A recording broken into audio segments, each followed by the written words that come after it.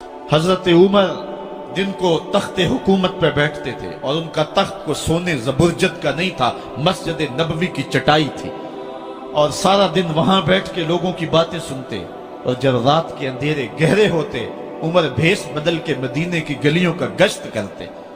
کہا تمہارے گھر سے دھواں نکل رہا ہے اور بچے رو رہے ہیں، ان کو کھانا کیوں نہیں دیتی؟ کہنے لگی عمر کی جان کو رو رہی۔ عمر کے پاؤں تلے سے زمین نکل گئی۔ کہا کیا ہوا؟ کہا 3 دن سے ہمارے ہاں کھانے کے لیے کچھ نہیں ہے، روزانہ بچے روتے ہیں اور میں ہنڈیا کے اندر پتھر ڈال کر کے نیچے سے آگ ڈالتی رہتی ہوں کہ بچے انتظار کر کر کے سو جائیں گے، کم وقت سو بھی نہیں رہے، اور وہ پتھر پکیں گے بھی کیا، اور میں عمر کی جان کو رو رہی ہوں۔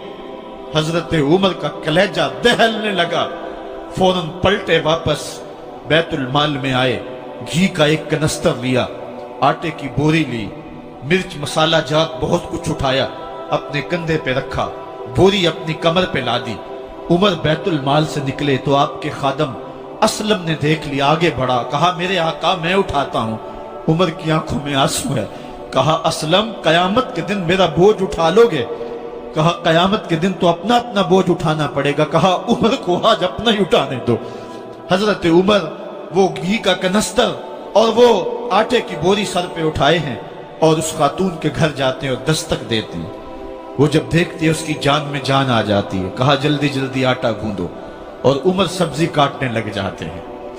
حضرت عمر رضی اللہ تعالی عنہ سبزی تیار کر دیتے، ادھر آٹا گند جاتا ہے، اور پھر اوپر چولہا رکھا جاتا ہے، چولہے کے اندر آگ رکھی جاتی ہے، وہ کھانا پکانے لگتی ہے، آگ بجھتی ہے۔ تاریخ نے لکھا ہے آگ بجھنے لگتی ہے، عمر جھک کر کے پھونکے مارتا ہے، عمر جھک جھک کے پھونکے مارتا ہے۔ کھانا پک گیا اور بچوں کے سامنے کھانا رکھ دیا، بچے کھا رہے ہیں۔ اب بچے رو رو کے نڈال ہو چکے تھے۔ حضرت عمر اپنے ہاتھوں کو اور اپنے گھٹنوں کو اور اپنے پاؤں کو زمین پہ لگا کے، جس طرح بکری کا بچہ چلتا ہے، ویڑے کے اندر کبھی ادھر چلتے ہیں کبھی ادھر چلتے ہیں، تاکہ بچے مجھے دیکھ کے خوش ہوں اور دل میں کہتے عمر جتنا رلایا ہے اب اتنا ہنسانا بھی پڑے گا۔ تو کبھی عمر امیر المومنین، یہ میں کسی آج کے جو ہے وہ لوگوں کے ووٹوں پہ منتخب ہونے والے حکمران کی کہانی نہیں سنا رہا، میں اس عمر کی کہانی سنا رہا ہوں جو 23 لاکھ مربع میل کا حکمران ہے، آدھی دنیا کا بادشاہ ہے۔ حضرت عمر جو ہے جس طرح بکری کا بچہ چلتا ہے، اس طرح اپنے ہاتھ اور اپنے گھٹنے زمین پہ ٹیک کر کے جو ہے وہ اس طرح چلتے ہیں۔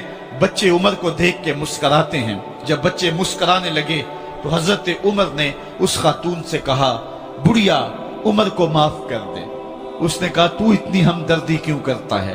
کہا عمر بیچارہ بڑا پھنسا ہوا ہے، فکر ہے اس کو یرموک و فسطاط و حلوان کی، جب فتح ہے مصر تو تیاری ہے ایران کی، آتے جاتے وفد سے ملاقات بھی کرتا ہوگا اور شب کو معلوم حالات بھی کرتا ہوگا، کانٹوں میں الجھی ہوئی بیچارے کی جان ہے، نیند اس کو بھی آتی ہے، آخر وہ انسان ہے، میری بہن عمر کو معاف کر دے۔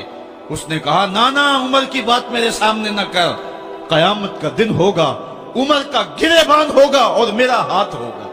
جب اس نے یہ بات کہی تو عمر برداشت نہ کر سکے، بچوں کی طرح بلک بلک کے رونے لگے۔ کہا وہ بد نصیب عمر تیرے سامنے ہے، آج ہی کہلا جو کہنا ہے، قیامت کے دن مجھے معاف رکھنا۔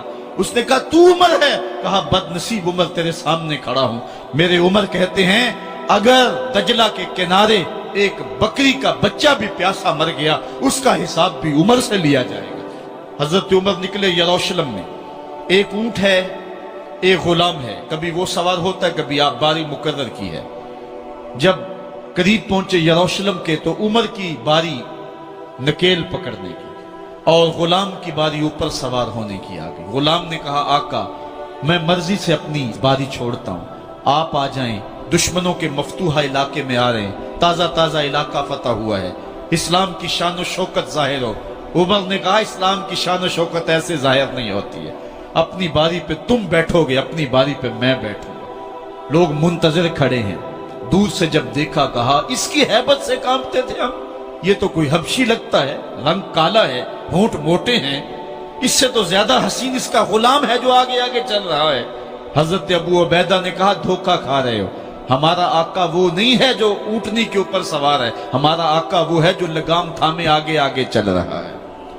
حضرت عمر رضی اللہ تعالیٰ عنہ کو آگے بڑھ کے جابیہ کے مقام پہ حضرت ابو عبیدہ بن جراح نے استقبال کیا، تو حضرت عمر آگے بڑھے اور انہوں نے آگے بڑھ کر کے حضرت ابو عبیدہ کے دونوں کندھوں پہ ہاتھ رکھا، اور سنو حضرت عمر نے کیا کہا، کہا لا الہ الا اللہ انا کنا اذل قوم فاعزنا اللہ بالاسلام۔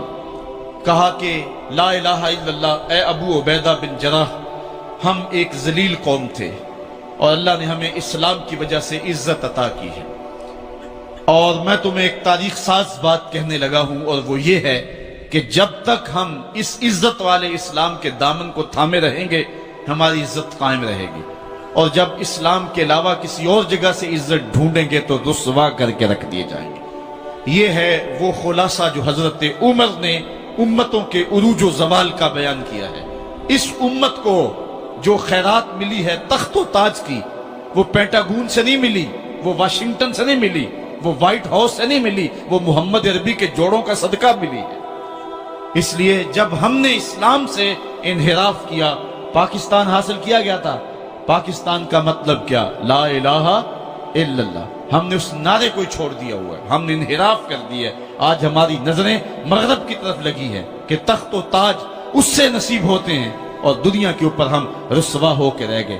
ہماری پستی، ہماری زبوحالی، ہماری ذلت کا سبب یہ ہے کہ جس جگہ سے ہمیں عزت ملی تھی ہم نے وہ مرکز ہی چھوڑ دیا ہے۔ اس مرکز حیات کو، اس مرکز زندگی کو، اس مرکز عزت کو ہم نے چھوڑ دیا ہے، اور دنیا کے اوپر ہم رسوا ہو رہے ہیں۔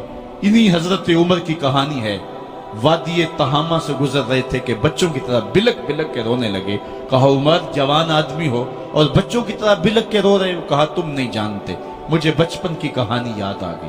کہا کیا کہانی ہے؟ کہا یہی عرض تہامہ تھی، میرے باپ خطاب نے مجھے 5 اونٹ دیے تھے، کہا انہیں لائن میں کھڑا کرو سیدھا۔ میں آگے والا سیدھا کرتا تھا، پیچھے والا ٹیڑھا ہو جاتا، پیچھے والا سیدھا کرتا، آگے والا ٹیڑھا ہو جاتا۔ میرے باپ خطاب نے مجھے بڑا مارا۔ کہا ایک عرب کے بیٹے ہو کہ تم سے 5 اونٹ لائن میں کھڑے نہیں ہوتے؟ کہا ایک زمانہ عمر پہ وہ تھا کہ اس سے 5 اونٹ لائن میں کھڑے نہیں ہوتے تھے، اور آج شرق سے لے کر غرب تک 23 لاکھ مربع میل کی حکمرانی، اور انسان بھی لائن میں کھڑے ہیں۔ یہ محمد عربی کے جوڑوں کا صدقہ نہیں ہے تو اور کیا ہے؟ عمر سے تو 5 اونٹ لائن میں کھڑے نہیں ہوتے تھے۔